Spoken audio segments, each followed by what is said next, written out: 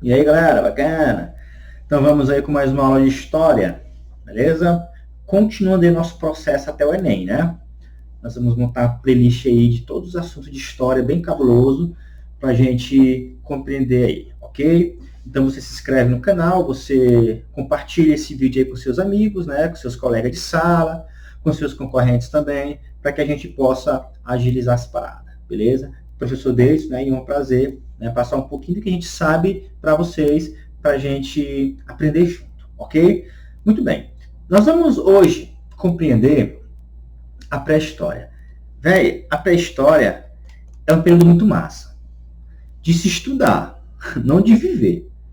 Por quê? Porque não é nada fácil pra galera, não. Os caras lá estavam, bicho, na furada grande. Lidar com a natureza, né? Não era tão simples assim como é hoje, não é tão acessível. Comida, alimentação, beleza? Hoje, na verdade, na pré-história, o maior inimigo do homem era a própria natureza. O homem tinha que lidar com a natureza, com animais que ele nunca tinha visto, com coisas, com fenômenos que ele nunca tinha visto, beleza? Então, eu falo que a pré-história é maravilhosa, mas para se estudar, porque para viver não é nada fácil. Então não reclame da sua vida não, beleza? Porque não queria ter nascido lá no período paleolítico, né? Onde você teria que ser um caçador, um coletor, morar em cavernas, isso aí para sobreviver. Beleza? Muito bem. Quando a gente fala da pré-história, ela vai desde os primórdios da evolução humana, tá? É o processo, é os primórdios da evolução humana. Aí o cara fala assim, professor, então quando é que inicia a pré-história? Gente, quando iniciou a humanidade, quando o homem começou a ser homem, né? Eu falo isso não... se a gente pegar pela ciência, quando o homem começou a se diferenciar dos outros seres no processo evolutivo, ele começou o período pré-histórico. Quando inicia a humanidade, inicia o período pré-histórico. Pessoal, então vai até quando isso aí? Até a invenção da escrita.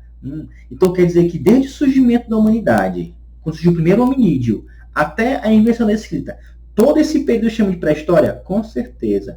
Professor, foi o maior ou menor período da história? O maior, nem se compara. Nós estamos a segundos da Idade Moderna, para você ter uma compreensão, né? Idade Moderna, Idade Contemporânea, a Idade Antiga, nós estamos a segundos da história da humanidade. Então foi um período muito grande, segundo o que eu digo, se a gente for comparar com uma hora. Entenderam isso? Então, vamos lá, vamos começar essas paradinhas aí com a definição de pré-história. É o período pré-literário, ou seja, anterior à criação da escrita pelo homem. E de cara, eu faço a pergunta para vocês. Eu chamar os caras de pré-históricos é uma visão preconceituosa? O que vocês acham? Porque se a gente parar para analisar, tá parecendo que os caras não tiveram história. Que só vai começar a ter história quando o homem criou a escrita. Essa visão, com certeza, ela acaba se tornando uma visão preconceituosa. Mas ela é uma visão didática. Apenas didática. Eu estou chamando de pré-histórico não porque os caras não tiveram história. Eu estou usando pré-histórico como uma divisão histórica de um povo que viveu muito tempo, sem ter nenhuma produção literária. Que a partir do momento que o homem ele tem uma produção literária, ele sai desse período porque ele já tem uma nova organização social, tá? Já está organizado em cidades, em civilizações. Aí é um novo período da humanidade, tá? Que nós vamos chamar de história, né? E a questão da escrita é bem importante, porque a escrita ela é um grande instrumento de fonte histórica. Então, quando a humanidade começou a desenvolver a escrita, ele já estava organizado em civilizações, beleza? Então, convencionou-se apenas dizer que a galera que não tinha uma produção literária, eles eram ágrafos, né? Nós vamos chamar os caras de pré-história. Então, é só uma divisão didática. Então, esse grande período da história da humanidade, tá? Teve muitas coisas interessantes que nós vamos analisar. Olha só esse esquemazinho bem para vocês. O período pode ser separado em 3 fases. O paleolítico, que vai desde o surgimento do homem, tá? Até 10 mil anos antes de Cristo. Essa data bem aqui, 10 mil anos antes, aproximadamente, cuidado, quando a gente fala de pré-história, nós não estamos falando com precisão, por exemplo, como nós sabemos quando surgiu a Revolução Francesa. Sabemos com precisão que foi em 1789 a Revolução Francesa. Mas não foi em 10 mil anos antes de Cristo exatamente que o homem inventou a agricultura. A pré-história é um período tão grande que a gente trabalha com aproximações didáticas, entende? Aproximações de datas, para nós conseguirmos fazer essa divisãozinha bem aí. Então, observem que o Paleolítico vai desde o surgimento da humanidade até 10 mil anos antes de Cristo. Aí o Neolítico vai até por volta do ano 5 mil antes de Cristo. Nós temos, nesse período 5 mil antes de Cristo, nesse milênio bem aí, é uma idade dos metais que nós vamos já analisar para vocês, né? Que vai ser muito importante para o surgimento das primeiras grandes civilizações. Tá bom, galera? Então, vamos para frente. Vamos compreender, primeiramente, o primeiro período da pré-história, tá? Que vai até, olha só, mais ou menos, aproximadamente 10 mil anos antes de Jesus Cristo aparecer aqui no nosso planeta Terra. Beleza? Paleo é antigo, tá? Paleo significa antigo. Então, é um antigo período da... Por isso que ele é chamado, o apelido desse período é a Idade da Pedra Lascada. A pedra lascada era a matéria-prima. O que significa pedra lascada? Eles não poliam, penso assim. Eles pegavam uma pedra, batiam na outra. Se ficasse uma pontinha assim, era a única coisa que eles conseguiam fazer. E aquilo dali tinha uma utilidade. Aquilo dali era a matéria-prima deles. Eles não tinham ainda a habilidade de polir essa pedra, ok? Então, a pedra era lascada. Tem aquela velha história, bons tempos, onde só as pedras eram lascadas, né? Memezinho que tem na internet por aí, nada a ver. Então, o apelido desse período é chamado de Idade da Pedra Lascada. Beleza? Compreenderam? Porque era a técnica que eles utilizavam, apenas lascar pedra. Pegavam pedras até prontas, né? Que caíam, que batiam uma na outra, ou eles faziam isso. Eles não tinham a habilidade de polir essa pedra para fazer um instrumento de corte bem preciso. Então, é meio complicado a sobrevivência. Imagine só você usar uma pedra lascada para você caçar, para você pescar, beleza? Então, foi meio puxado para eles. Por isso que esse período, eles não tinham uma técnica tão eficiente para a sobrevivência e eles viviam apenas da caça, da pesca e da coleta. Galera, pense comigo. Caça, pesca e coleta. Imagine que o cara está num lugar ali onde está pescando. Não, pega outro exemplo aqui. O cara está ali, o cara está caçando, né, os animais que estão ali próximos. Que não era tão simples com a matéria-prima que eles tinham. Só que imagine que acabava a caça. Imagine, eles eram apenas coletores. Eles apenas pegavam o que estava no pé. Eles não plantavam, eles coletavam. Acabava. Imagine que o cara vivia no pé de manga. Embaixo do pé de manga. Ah, tem manga demais. Eu pergunto, quando acabasse a manga, o que esse cara ia fazer? Se ele vivia disso, de coletar. Ele ia ficar ali?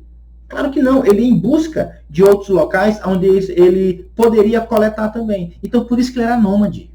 O homem, na pré-história, no período paleolítico, ele era nômade. Ele não tinha como se fixar em um local, porque ele não tinha técnicas agrícolas, ele não tinha técnica de fazer curralzinho para colocar os animais. Ele não fazia isso.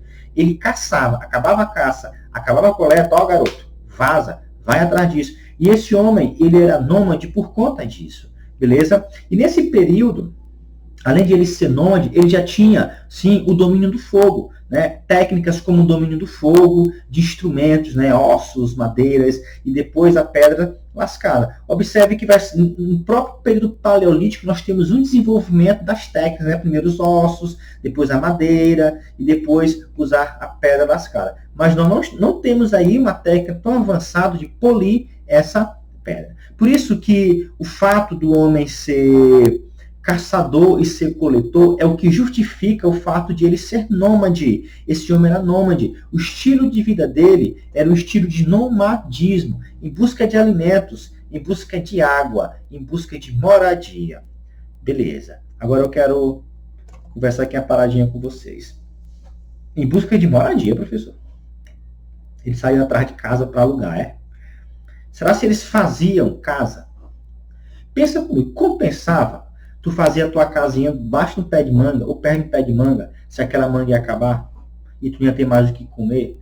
compensava tu fazer uma casa em um local onde tinha muitos animais, que depois que tu caçasse todos eles que estavam ali próximos, tá? Tu continua ali. Não fazia sentido o cara fazer casa para ele, fazer habitação para ele. É por isso que esse período os homens viviam em cavernas. Anotem aí, viviam em cavernas. Eles viviam em locais onde eles podiam se proteger dos outros animais, da chuva e dessas paradas aí. Beleza? Então, eles viviam em cavernas, que eu não coloquei, mas coloque aí, coloca. Outra coisa importante, sabe qual era o pior inimigo do homem no Paleolítico? A natureza. Anote, a natureza. O pior inimigo do homem. Por quê? Porque ele lidava com a natureza constantemente, diariamente, o tempo todo. A própria técnica de dominar o fogo, como eu coloquei aqui, que eles utilizavam, vai ser muito importante, porque vai facilitar muito a vida dos caras.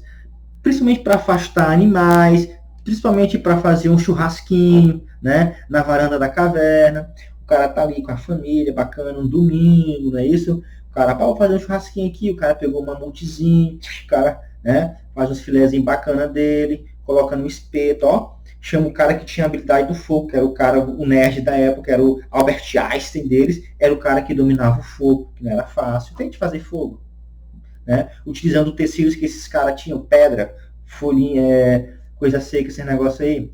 Beleza? Então, o fogo foi muito importante até para melhorar a qualidade de vida dos caras, ok? Muito bem. Então, eles viviam em cavernas, o maior desafio deles era lidar com a natureza, eles eram nômades, beleza? Caçadores, pescadores e coletores. Eles tinham uma divisão do trabalho bem simples, coloque aí também, tá?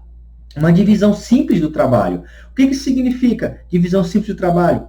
Que a divisão ela se dava por sexo e por idade. Então quer dizer divisão por sexo, que só trabalha quem faz sexo. Quem não faz sexo não trabalha. Né? Você está tudo desempregado, a gente está tudo desempregado também. Né? Mas pense comigo, não é assim não. Não é quem faz sexo trabalha. Tá? Homens têm uma atividade, mulheres têm outra atividade. Divisão por idade, adultos têm atividade, crianças têm outra atividade. Perceberam que não tem muita coisa para fazer? Ou tu caça, ou tu não caça. Ou tu pesca, ou tu não pesca. Ou tu coleta, ou tu não coleta. Tu morre se não fizer isso. Por isso que eu tenho uma divisão simples do trabalho. Tranquilo? Então, viviam em caverna, divisão simples do trabalho. Eles viviam em bandos. Viviam em bandos pequenos, esses bandos. Tá certo? Pense comigo. Por que os caras viviam em bandos e esses bandos eram pequenos? Imagine só 30 pessoas com pé de manga. Lembra o pezinho de manga? Imagine 30 pessoas. Não é complicado? Então, não tinha nem condição de ter um crescimento demográfico ali de boa. As mães abandonavam os filhos no meio do caminho. Porque sabiam que não teriam condições de abastecer, daquela criança crescer. Não tinha nem para ela, não tinha nem para o grupo. Imagine mais uma pessoa no grupo, era um peso muito grande. Por isso que eles viviam em bandos pequenos. Ok? Viver em cavernas. E outra coisa importante, para a gente fechar aqui o Paleolítico e falar do Neolítico, é a questão da cultura deles. O grande aspecto cultural do período Paleolítico são as pinturas rupestres na caverna. São os registros deixados por esses camaradas bem aí. Olha só, eles não tinham escrita, mas eles tinham a manifestação mágica e religiosa deles. E quando a gente fala de pintura rupestre, tem que pensar assim, a pintura rupestre é uma manifestação do imaginário deste homem. Então ele não tem uma manifestação artística. Hoje a gente chama de arte rupestre, mas eles não estavam fazendo arte com a intenção de arte. Eles estavam pintando as caverninhas ali porque eles tinham suas magias, eles tinham seus ritos. Não é porque, vou pintar bem aqui a caverninha da minha filha aqui, o quarto dela para ficar bonitinho. Pintar bem aqui uns...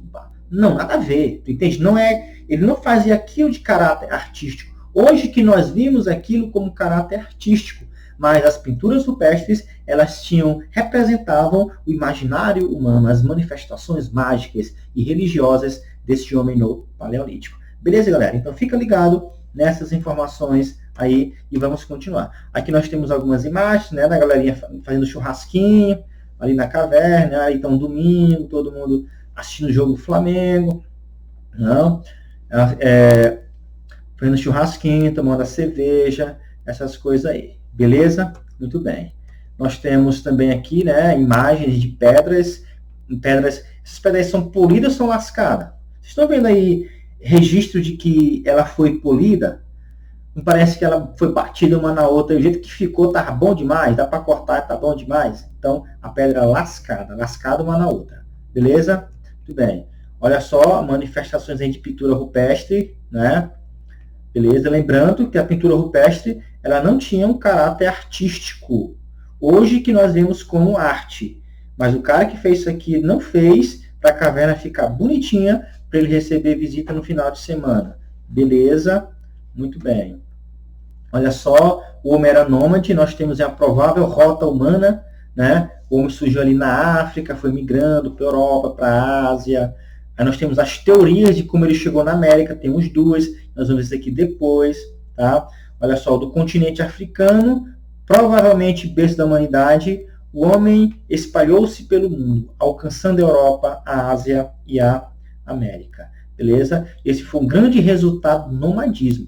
Então, observe que o fato do homem não ter ficado só na África ali, foi o fato de ter sido nômade, né? E o que gerou, o que contribuiu para que ele fosse nômade, era a forma como ele sobrevivia, né? Da caça, da pesca e da coleta. Muito bem. Nós vamos fazer uma análise aqui agora do período neolítico. Esse período, tá aqui mais bacaninha, deixa eu botar aqui para vocês. O período neolítico, ele novo, né?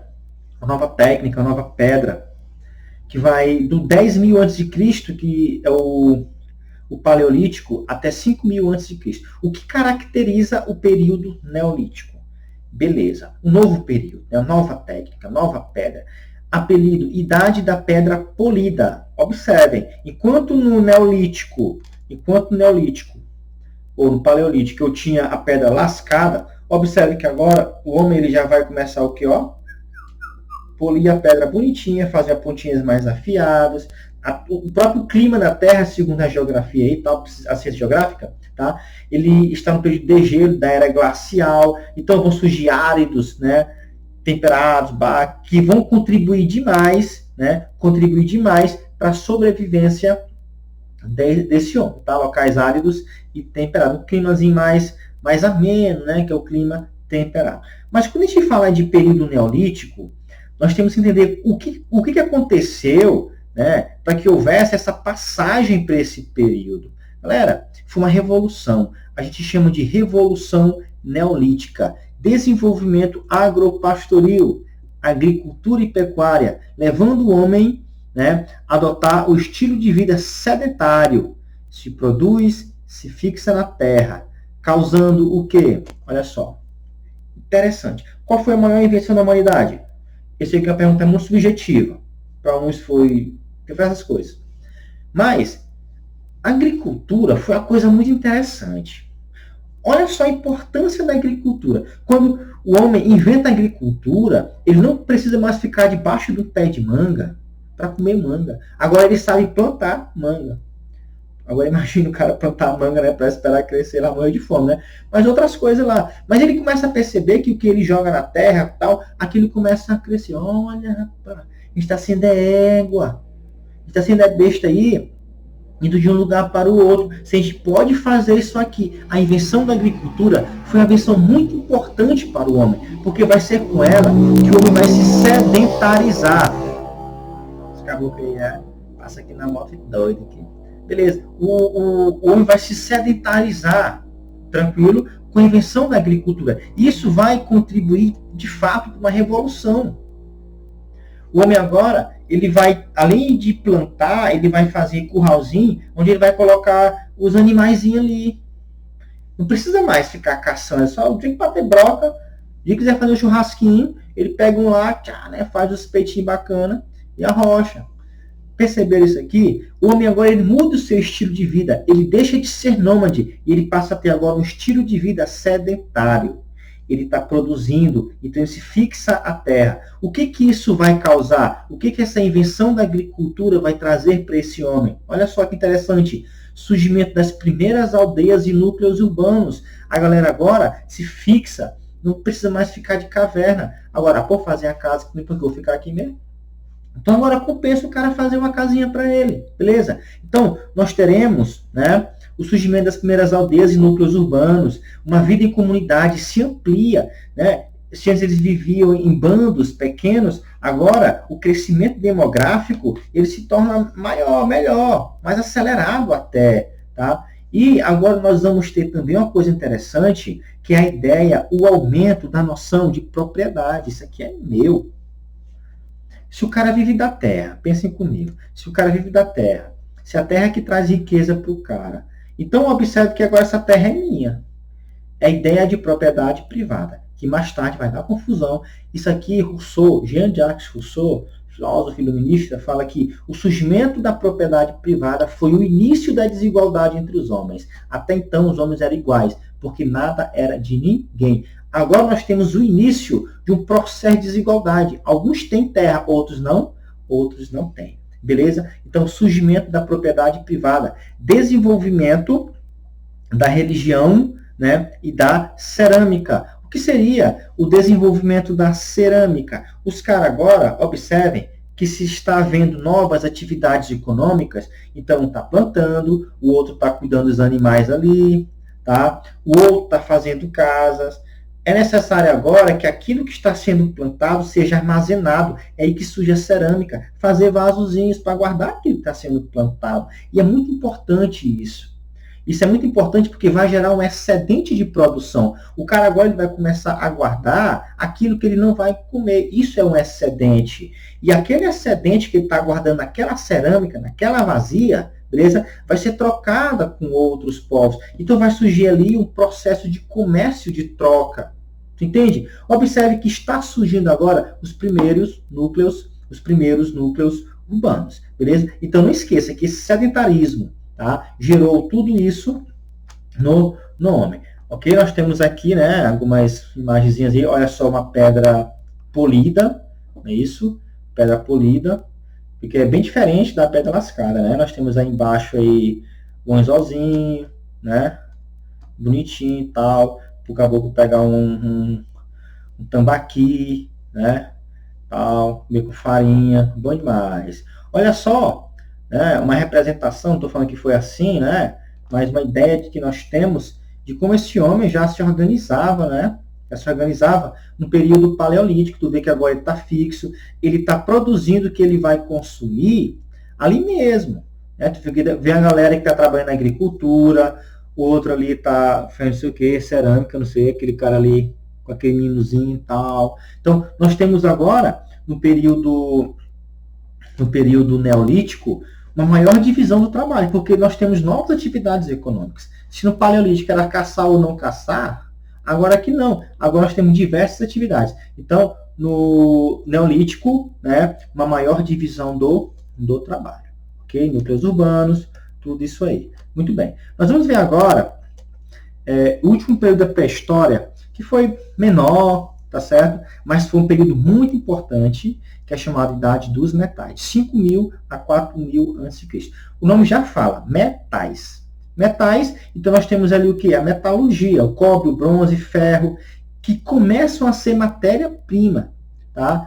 Principalmente para quê? Para as armas e para os instrumentos. Então o homem agora ele abandonou a pedra lascada pela pedra polida. E agora ele está abandonando a pedra polida pela fundição de metais. Ok? Nesse período agora, de Idade dos Metais, nós temos a maior ação do homem em relação à natureza. Por quê? Porque a técnica é outra. As técnicas utilizadas para lidar com a natureza são outras. Metais. Então, se torna mais encabulosa. Ele desenvolve mais agricultura, técnicas de agricultura, instrumentos de agricultura, de habitação, e tudo isso vai contribuir para o desenvolvimento do crescimento urbano. Beleza? Por isso nós tivemos, nessa Idade dos Metais, a gente chama de Revolução Urbana.